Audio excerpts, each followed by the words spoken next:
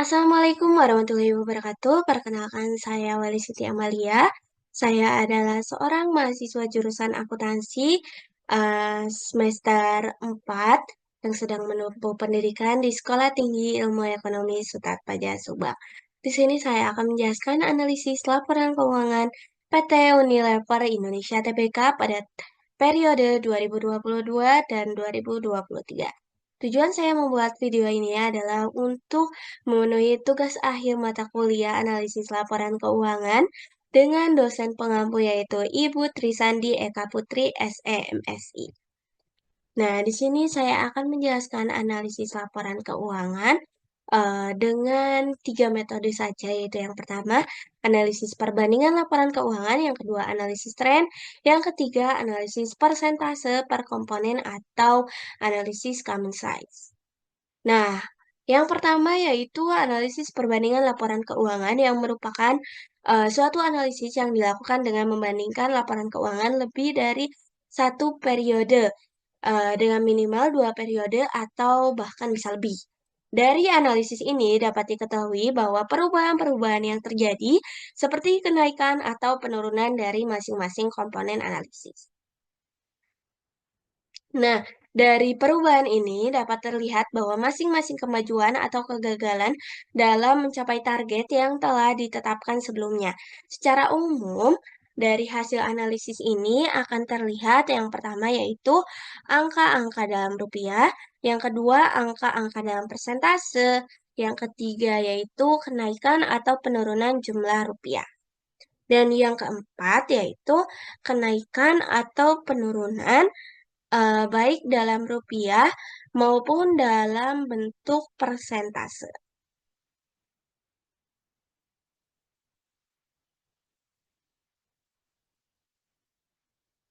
Nah, selanjutnya analisis perbandingan laporan keuangan ini dapat dilakukan dengan dua model, yaitu yang pertama analisis vertikal atau statis yang digunakan jika hanya membandingkan satu pos dengan pos yang lain dalam satu laporan keuangan dan hanya meliputi satu periode laporan keuangan.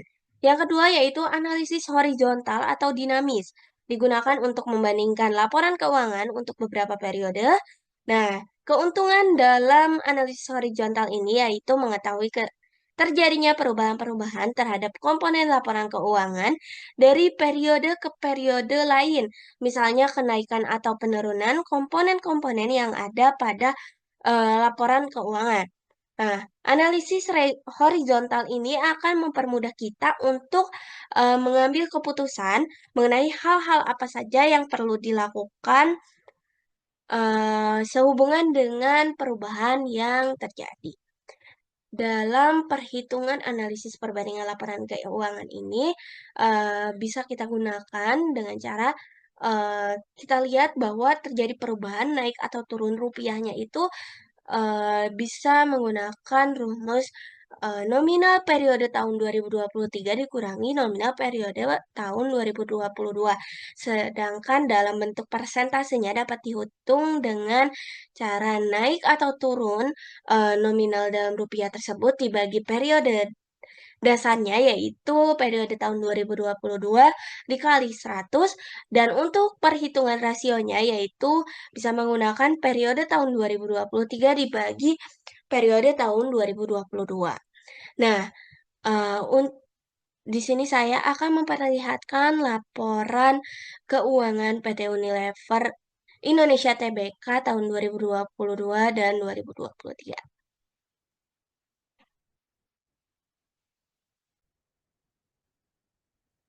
Nah, bisa dilihat di sini PT Unilever Indonesia Tbk bahwa terdapat laporan posisi keuangan atau neraca perbandingan yaitu periode 31 Desember 2022 dan 2023. Nah, laporan keuangan ini ditulis dalam bentuk jutaan rupiah kecuali dinyatakan lain. Nah, dapat dilihat bahwa di sini terdapat periode tahun 2022, periode tahun 2023, serta naik dan turun dalam bentuk rupiah maupun dalam bentuk persentase. Lalu ada nominal rasionya berapa. Nah, di sini dapat dilihat bahwa kas dan setara kas mengalami kenaikan yaitu sebesar 517 miliar 716 juta atau sekitar 102,95%. Nah, eh, dari tahun 2022 yaitu sebesar 502 miliar 882 juta menjadi 1.020 miliar 598 juta rupiah. Nah, untuk rasionya itu sebesar 2,03. Nah, hal ini terjadi kas dan setara kas eh, dari kegiatan perusahaan yang dilakukan dalam kegiatan terutama dalam kegiatan operasional. Nah, selanjutnya yaitu terjadi penurunan pada akun persediaan yaitu sebesar 203 miliar 72 juta rupiah atau sebesar 7,74%, yaitu dari tahun 2022 sebesar 2.625 miliar 116 juta menjadi 2.422 miliar 44 juta pada tahun 2023 atau rasionya sebesar 0,92. Nah, hal ini dapat disebabkan karena adanya eh, penjualan dari sejumlah barang yang diperdagangkan. Selanjutnya terdapat kenaikan pada akun beban dibayar di muka yaitu sebesar 6 miliar 132 juta atau sebesar 25,82%. Nah, pada tahun 2022 sebesar 23 miliar 750 juta menjadi 29 miliar 882 juta. Dan untuk rasionya itu sebesar 1,26. Nah, selanjutnya terdapat penurunan juga pada aset tetap yaitu sebesar 225 miliar 293 juta atau sebesar 2,36%, dan dapat dilihat bahwa pada tahun 2022 yaitu nominal aset tetapnya sebesar 9.536 miliar 27 juta menjadi 9.310 miliar 734 juta. Untuk rasionya yaitu sebesar 0,98%. 0,98. Nah, dapat dilihat bahwa total aset lancarnya menurun sebesar 18,18%, lalu total aset tidak lancarnya juga menurun sebesar 2,59%. Sehingga untuk keseluruhan total asetnya itu terjadi penurunan sebesar 1.654 miliar 28 juta atau sebesar 9,03%, dan rasionya yaitu sebesar 0,91%. Nah, di sini juga dapat dilihat bahwa terdapat penurunan pada pinjaman bank yaitu sebesar 600 miliar atau sebesar 100% dari tahun 2022 yaitu sebesar 600 miliar menjadi 0 rupiah pada tahun 2023 atau terdapat pelunasan pada akun pinjaman bank eh, karena mungkin saja jatuh tempo. Nah, selanjutnya yaitu eh sebentar. Di sini dapat dilihat bahwa total liabilitas jangka pendeknya menurun sebesar 9,79%, total liabilitas jangka panjangnya juga menurun. Untuk total liabilitas jangka panjang terjadi kenaikan ternyata yaitu sebesar 9,59%. Dan untuk total ekuitasnya terjadi penurunan yaitu sebesar 15,41%. Sehingga sama yaitu kewajiban dan modalnya yaitu menurun sebesar 9,03%. Lalu di sini terdapat laporan laba rugi dan penghasilan komprehensif lain yaitu dalam perbandingan periode 2022 dan 2023. Di sini dapat dilihat bahwa penjualan bersihnya menurun menjadi 2 triliun. Penurunannya tuh terjadi sebesar 2.607.487.000.000 atau sebesar 6,33%. Dapat dilihat bahwa pada tahun 2022, nominal penjualan bersihnya itu sebesar 41 triliun 218 miliar 881 juta rupiah menjadi 38 triliun 611 miliar 401 juta rupiah dan untuk rasionya itu sebesar 0,94%. Nah, penjualan bersih ini terjadi penurunan dikarenakan penjualannya menurun dan mungkin saja karena ada pesaing yang muncul.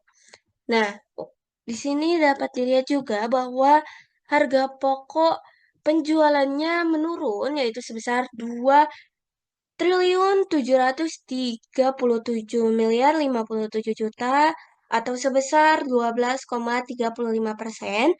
Itu dapat dilihat bahwa tahun 2022 sebesar 22.153.944 juta menjadi 19.014.887 juta pada tahun 2023 dan untuk rasionya yaitu sebesar 0,88%.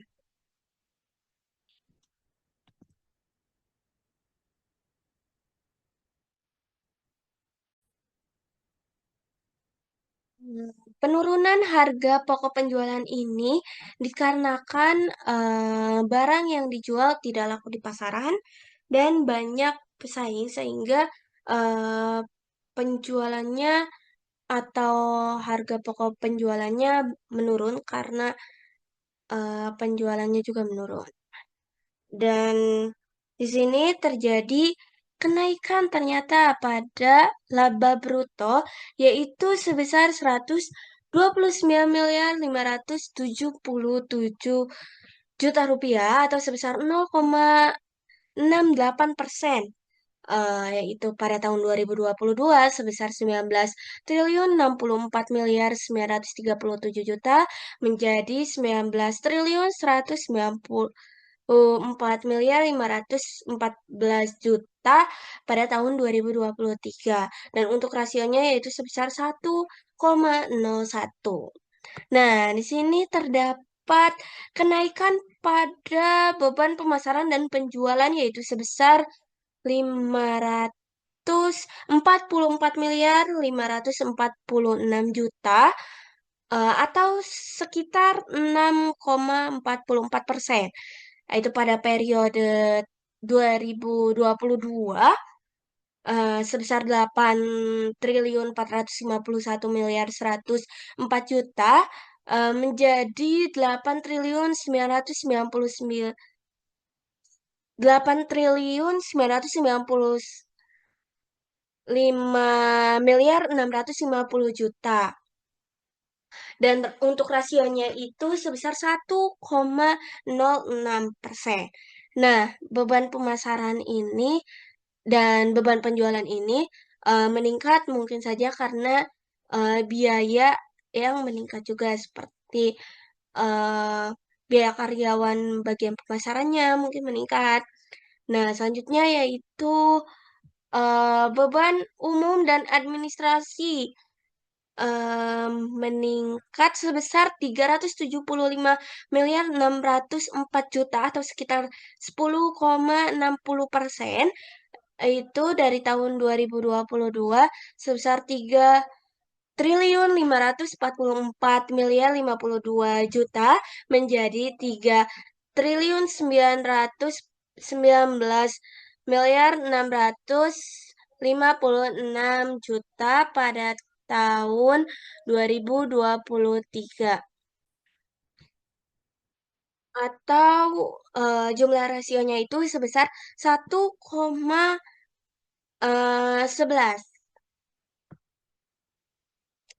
Nah, selanjut untuk biaya untuk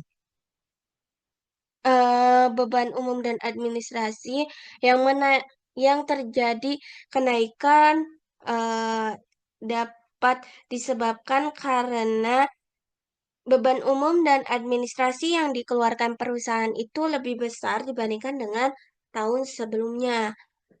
Mungkin harganya lebih tinggi dibanding sebelumnya atau terdapat beberapa aturan yang berubah.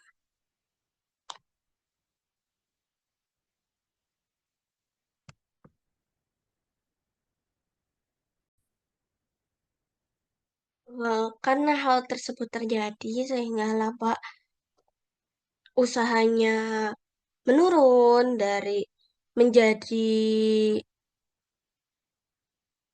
sebesar 11,17%. Lalu untuk laba bersihnya juga menurun yaitu sekitar 10,51%. Dan untuk jumlah penghasilan komprehensifnya juga menurun yaitu sebesar 18,45%, dan sehingga hal ini dapat menyebabkan penurunan juga pada laba per lembar saham yaitu sebesar 10,64%.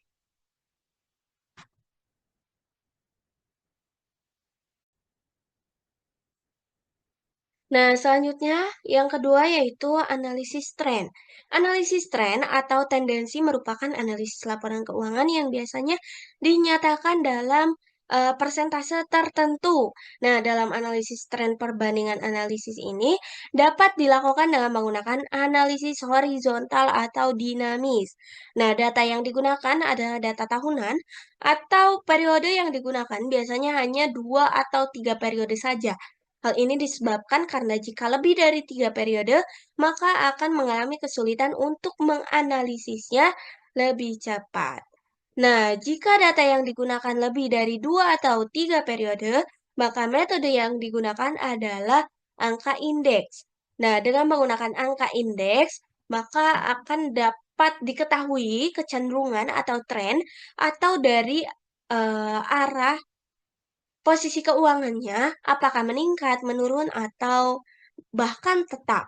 Nah, data keuangan yang akan digunakan untuk mengadakan analisis tren ini dengan persentase adalah data yang paling awal.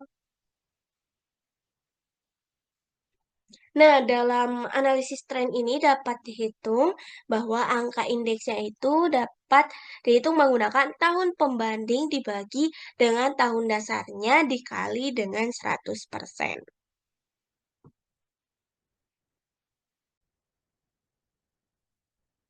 Dapat dilihat bahwa pada analisis tren ini eh, menggunakan bentuk persentase, yaitu di sini terdapat laporan posisi keuangan atau neraca perbandingan pada tahun 2022 dan 2023, di sini dapat dilihat bahwa kas dan setara kas eh, tren persentasenya itu sebesar 202,95% dari uang kas dan setara kas yang ada pada tahun 2022.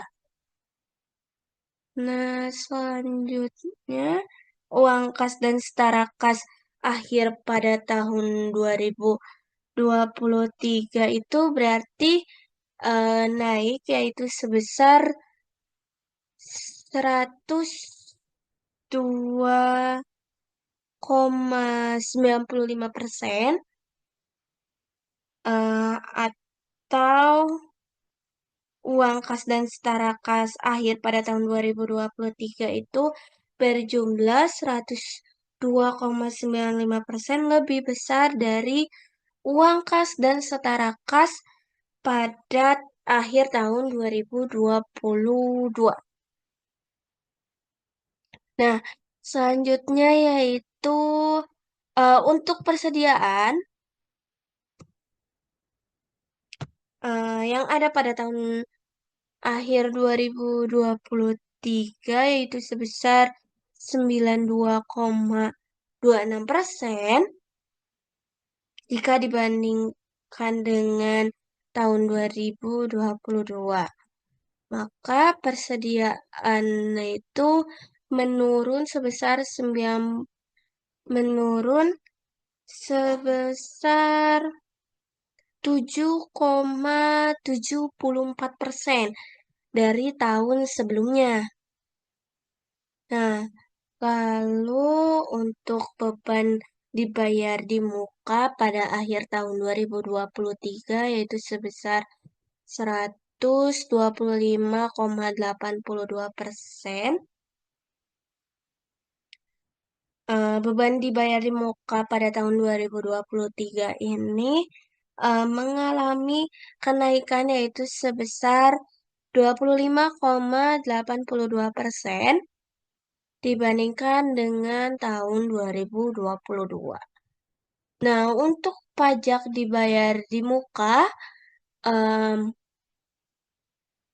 mengalami pada tahun 2023 itu nominalnya sebesar 34,24% dari aset tetap yang ada pada tahun 2022. Nah, aset tetap pada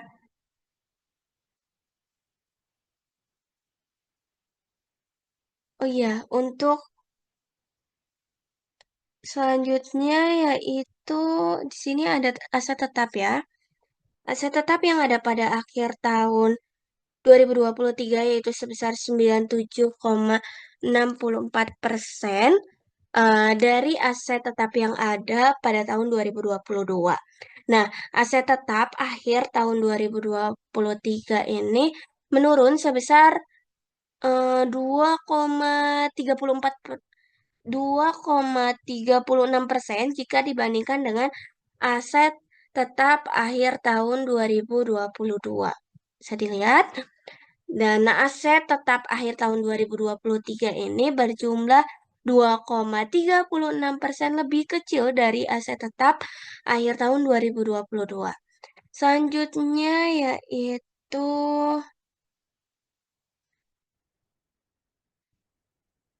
bisa dilihat ya di sini total asetnya untuk trennya itu akhir 2023 yaitu sebesar 90,97% atau menurun sebesar 9,03%. Lalu di sini kita ambil contoh yaitu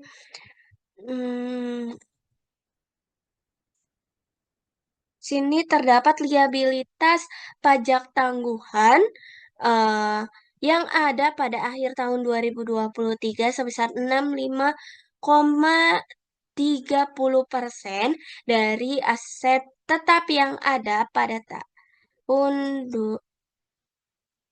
dari liabilitas pajak tangguhan yang ada pada akhir tahun 2022. Nah, liabilitas pajak tangguhan akhir tahun ini terjadi penurunan sebesar 34,70% jika dibandingkan dengan liabilitas pajak tangguhan akhir tahun 2022. Nah, liabilitas pajak tangguhan akhir tahun 2023 ini berjumlah 34,70% lebih kecil dari liabilitas pajak tangguhan akhir tahun 2022. Oke, tadi saya sudah mencontoh 5 akun ya, teman-teman. Sehingga bisa dilihat di sini pada akhirnya total kewajiban dan modal pada akhir tahun 2023 yaitu sebesar 84,59% atau terjadi penurunan yaitu sebesar 6,41%, teman-teman. Di sini dapat dilihat pada laporan laba rugi dan penghasilan komprehensif lain perbandingan. Di sini yang pertama yaitu penjualan bersih pada akhir tahun 2023 yaitu sebesar 93,67% dari penjualan bersih yang ada pada tahun 2022. Atau penjualan bersih akhir tahun 2023 ini turun sebesar 6,33% jika dibandingkan dengan penjualan bersih akhir tahun 2022. Nah, penjualan bersih akhir tahun 2023 ini berjumlah 6,33% lebih kecil dari penjualan bersih akhir tahun 2022. Lalu selanjutnya terdapat harga pokok penjualan yang pada akhir tahun 2023 yaitu sebesar 87,65% eee, dari harga pokok penjualan yang ada pada tahun 2022. Untuk harga pokok penjualan akhir tahun 2023 ini, terjadi penurunan sebesar 12,35% jika dibandingkan dengan harga pokok penjualan akhir tahun 2022.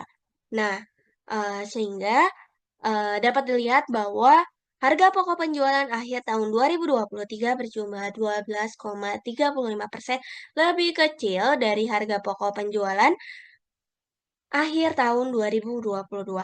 Selanjutnya di sini dapat dilihat bahwa laba bruto atau laba kotor pada akhir tahun 2023 yaitu sebesar 100,68%, mmm,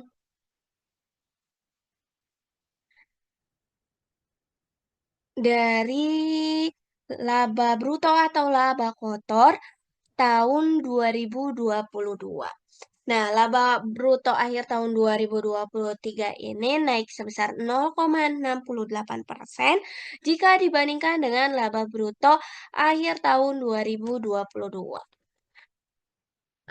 Ingat di analisis tren ini dapat dihitung dengan cara periode 2023 dibagi dengan periode 2022 dikali 100. Nah, selanjutnya di sini terdapat beban pemasaran dan penjualan pada tahun 2023 yaitu sebesar 106,44% dari tahun 2022.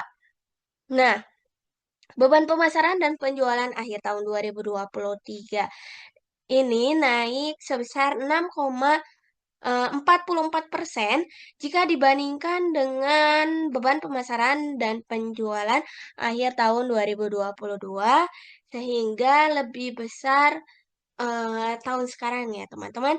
Untuk beban umum dan administrasi pada tahun 2023 yaitu sebesar 110,60%, dibandingkan dengan tahun 2022. Nah, beban umum dan administrasi akhir tahun 2023 ini naik sebesar 10,60% dibandingkan dengan beban umum dan administrasi akhir tahun 2022. Eh, Selanjutnya yaitu dapat dilihat bahwa labanya itu pada akhir tahun 2023 sebesar 89,49% atau labanya itu menurun eh, dari tahun 2023 jika dibandingkan dengan tahun 2022. Penurunannya itu sebesar 11 kom bentar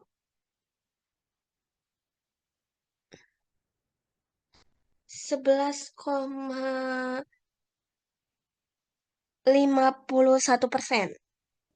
Nah, untuk laba per sahamnya juga mengalami penurunan, sehingga pada akhir tahun 2023-nya tuh hanya sebesar 89,34%. Atau terjadi penurunan sebesar 11,63%. 64%. Selanjutnya, yaitu ada satu. Nah, untuk metode yang terakhir, yaitu yang ketiga, analisis persentase per komponen atau analisis count size. Nah, analisis persentase per komponen itu merupakan teknik analisis laporan keuangan dengan menganalisis komponen-komponen yang ada dalam laporan keuangan, baik yang ada di neraca maupun laporan laba rugi. Nah, misalnya nih, perbandingan antara aktiva dengan persediaan, atau penjualan dengan komposisi biaya, maka hasil analisis dibuatkan dalam bentuk persentase. Tujuan analisis persentase per komponen adalah untuk mengetahui yang pertama persentase investasi terhadap masing-masing aktiva atau terhadap pasiva, yang kedua yaitu struktur permodalan, dan yang ketiga yaitu komposisi biaya terhadap penjualan. Nah, analisis ini dilakukan dengan membandingkan setiap perubahan dalam pos-pos dengan total aktiva atau total pasiva atau bahkan total penjualan. Di sini terdapat beberapa rumus dalam perhitungannya. Yang pertama nih, perhitungan antara komponen piutang dengan total aktiva, maka dapat dihitung dengan cara piutang dibagi total aktiva tersebut dikali 100%. Jadi intinya akun si aktiva dibagi si total aktivanya. Nah, yang kedua yaitu antara komponen utang jangka pendek dengan total pasiva. Nah, perhitungannya dihitung dengan cara utang jangka pendek dibagi si total aktiva. Maaf salah. Utang jangka pendek dibagi total pasiva dikali 100%. Eh, for your information bahwa total pasiva yaitu si modal ditambah utang. Nah, selanjutnya yaitu perhitungan antara komponen modal dengan total pasiva. Dapat dihitung dengan cara modal dibagi total pasivanya dikali 100%. Jadi intinya dalam perhitungan utang atau modal, itu caranya tuh utang dibagi si total pasiva. Atau dalam perhitungan modal, modal dibagi si total pasiva. Begitu. Di sini saya menjelaskan perhitungan dalam laporan posisi keuangan atau neraca ya guys. Nah, selanjutnya perhitungan dalam laporan laba rugi.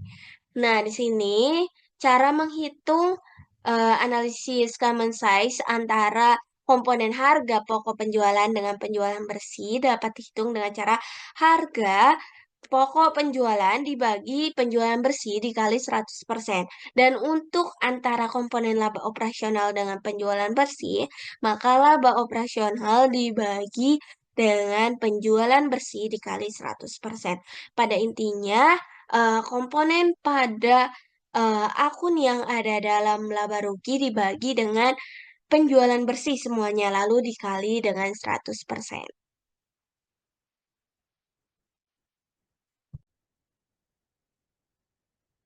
Pada analisis persentase per komponen atau analisis common size ini, berarti ada 2 perhitungan ya guys, yaitu pada tahun 2022 dan tahun 2023. Sini, sebagai contoh kas dan setara kas, eee, pada tahun 2022 itu berjumlah 2,75%. Dengan kata lain, bahwa setiap Rp1 aktiva diinvestasikan ke kas dan setara kas atau setara dengan Rp0,3. Nah, lalu pada tahun 2023, kas dan setara kasnya itu sebesar 6,12% dari total aktiva, dengan kata lain bahwa setiap Rp1 aktiva diinvestasikan ke kas dan setara kas sebesar, mmm, Rp0,06. Nah, selanjutnya akun yang kedua yaitu akun persediaan. Akun persediaan pada tahun 2022 yaitu sebesar 14,33%, eee, dari total aktiva yang ada, sehingga, dengan kata lain bahwa setiap 1% aktiva diinvestasikan ke persediaan, yaitu sebesar Rp0,14. Nah, sedangkan pada tahun 2023, persediaannya itu berjumlah 14,53% dari total aktiva. Dengan kata lain bahwa setiap Rp1 aktiva akan diinvestasikan ke persediaan, yaitu sebesar Rp0,15. Selanjutnya yaitu beban dibayar di muka pada tahun 2023, yaitu sebesar 0,13%, 0,13%, dari si total aktivanya. Dengan kata lain bahwa satu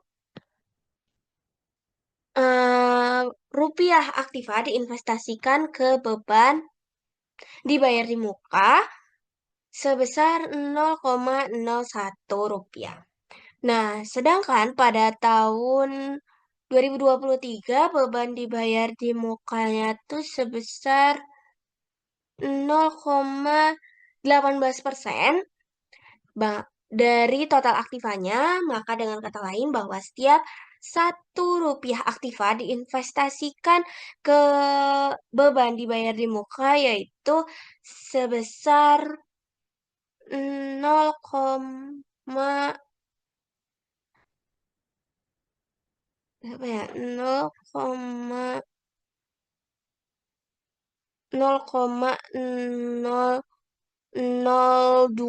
rupiah.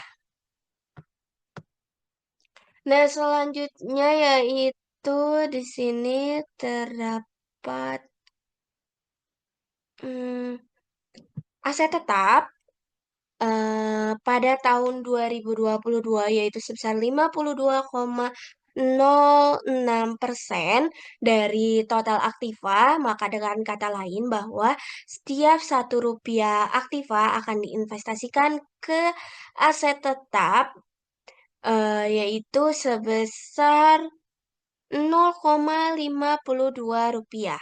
Dan untuk tahun 2023, aset tetapnya itu sebesar 55,87% dari total aktiva. Maka dengan kata lain bahwa setiap satu rupiah aktiva akan diinvestasikan ke aset tetap yaitu sebesar Rp0,56. Nah, dapat dilihat bahwa total asetnya itu tentunya 100% ya, teman-teman. Jadi intinya perhitungannya yaitu si total akun asetnya dibagi si total aset. Lalu di sini ada lagi yaitu kita ambil contoh liabilitas pajak tangguhan. Pada tahun 2022 yaitu sebesar 1,38% dari total pasiva, dengan kata lain bahwa setiap Rp1 pasivanya dibiayai dengan liabilitas pajak tangguhan yaitu sebesar Rp0,01, maka si Rp0,01-nya itu merupakan liabilitas pajak tangguhan. Nah, sedangkan pada tahun 2023 yaitu si liabilitas pajak tangguhannya sebesar 0,99% dari si total pasiva. Maka dengan kata lain bahwa setiap satu aktivanya tuh dibiayai dengan liabilitas pajak tangguhan sebesar 0,01,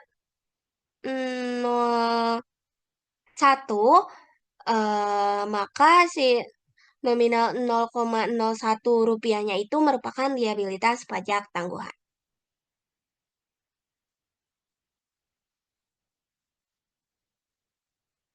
Oh, maaf, untuk liabilitas pajak tangguhannya itu kalau dirupiahkan yaitu sebesar 0,0001.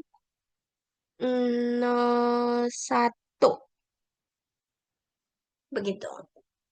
Nah, selanjutnya yaitu bisa dilihat ya bahwa di sini total kewajiban dan modalnya mengalami penurunan dan untuk kewajiban dan modalnya tentunya akan 100%.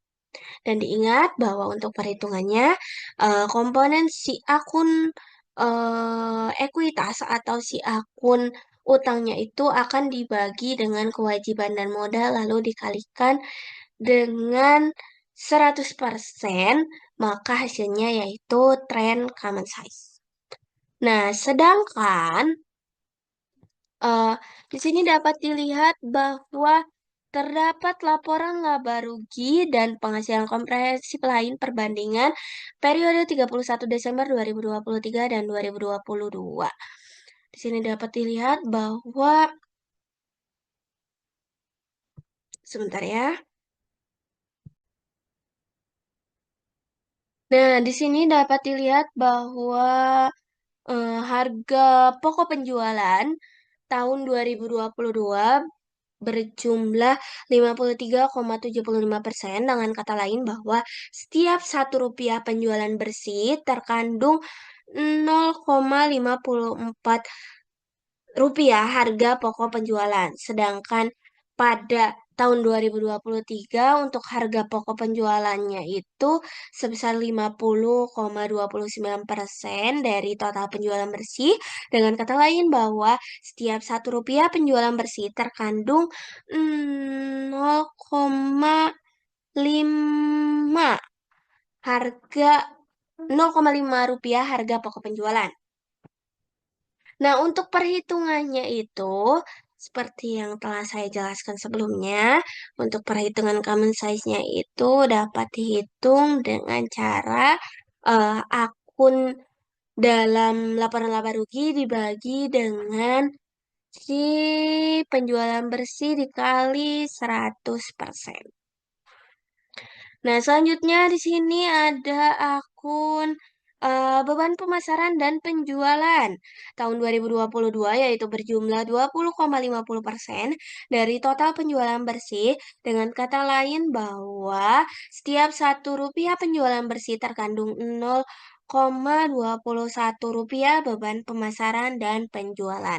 Dan untuk tahun 2023 beban pemasaran dan penjualannya itu sebesar 23,30% dari total penjualan bersih. Dengan kata lain bahwa setiap Rp1 penjualan bersih terkandung 0,23 rupiah beban pemasaran dan penjualan. Selanjutnya yaitu terdapat beban umum dan administrasi tahun 2022 yaitu sebesar 8,60% dari total penjualan bersih. Dengan kata lain bahwa setiap Rp1 penjualan bersih terkandung 0,09 rupiah beban umum dan pemasaran beban umum dan administrasi.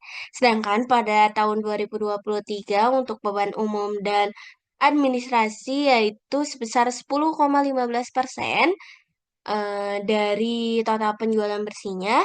Dengan kata lain bahwa setiap Rp1 penjualan bersih terkandung 0,10 rupiah beban umum dan administrasi. Nah, selanjutnya di sini dapat dilihat bahwa laba usaha pada tahun 2022 yaitu sebesar 17,15% dari total penjualan bersih. Maka dengan kata lain bahwa Rp1 penjualan bersih terkandung 0,17 rupiah laba usaha. Sedangkan pada tahun 2023 yaitu laba usaha sebesar 16,26% dari total penjualan bersihnya.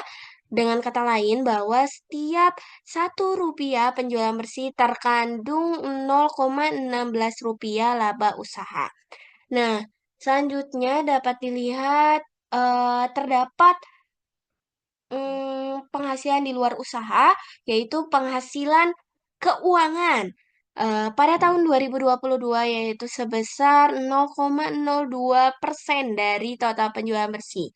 Dengan kata lain bahwa setiap Rp1 penjualan bersih terkandung 0,0002 laba usaha. Nah, sedangkan pada tahun 2023 untuk penghasilan keuangannya itu meningkat, yaitu sebesar 0,07% dari total penjualan bersih. Dengan kata lain bahwa setiap Rp1 penjualan bersih terkandung 0,0007 rupiah laba usaha. Untuk penghasilan keuangan ini cukup kecil ya teman-teman, yaitu kurang dari 1%, bahkan kurang dari 0,5%.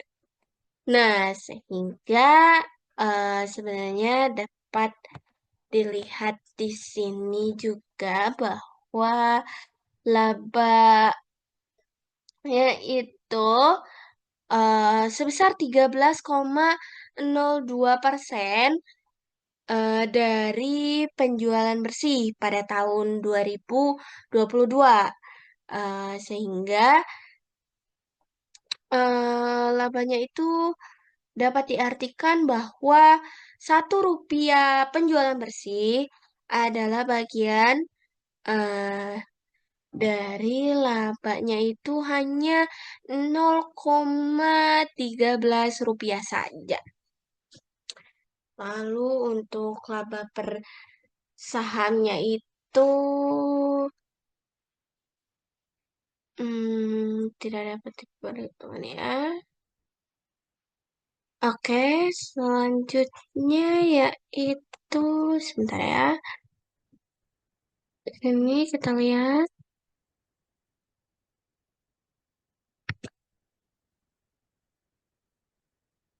Nah, Terdapat beberapa keterbatasan dalam analisis laporan keuangan yang meskipun analisis laporan keuangan ini sangat bermanfaat. Nah, keterbatasan yang perlu diperhatikan yaitu diantaranya yang pertama, data akuntansi dicatat dalam historical cost. Yang kedua, penyusunan laporan keuangan didasarkan pada beberapa alternatif metode akuntansi. Misalnya, dua perusahaan yang mempunyai kondisi yang sama akan memberikan informasi yang berbeda karena memiliki perbedaan metode akuntansi. Yang ketiga yaitu upaya perbaikan, biasanya dilakukan oleh pihak manajemen untuk memperbaiki laporan keuangan sehingga nampak, bagus. Mungkin ada, revisi-revisi atau bahkan, laporan keuangannya itu dapat dimanipulasi agar terlihat bagus untuk, memperlihatkan kondisi perusahaan tersebut. Yang keempat yaitu apabila perusahaan mempunyai banyak divisi, biasanya informasi per divisinya itu tidak lengkap. Yang kelima, investasi atau deflasi akan mempengaruhi laporan keuangan, terutama yang berkaitan dengan akun-akun jangka panjang seperti investasi jangka panjang. Nah, yang keenam yaitu rata-rata industri eh, yang mungkin ada dalam industri tersebut. Nah, dalam menganalisis laporan keuangan, eee, kita akan membandingkan, perusahaan satu dengan perusahaan lainnya. Nah, untuk, aturannya itu harus sama kalau misalnya mau menganalisis laporan keuangan tersebut. Dan apabila satu perusahaan lalu dengan beberapa periode, dan itu pun, aturannya harus sama dengan metode yang sama dan, perhitungannya pun tentunya harus sama. Nah, untuk penjelasan analisis laporan keuangan sebelumnya yaitu 3 metode sudah selesai. Baik, terima kasih sudah menonton video ini. Mohon maaf apabila ada kesalahan, atau penjelasan yang kurang lengkap dari saya pribadi. Terima kasih. Wassalamualaikum warahmatullahi wabarakatuh.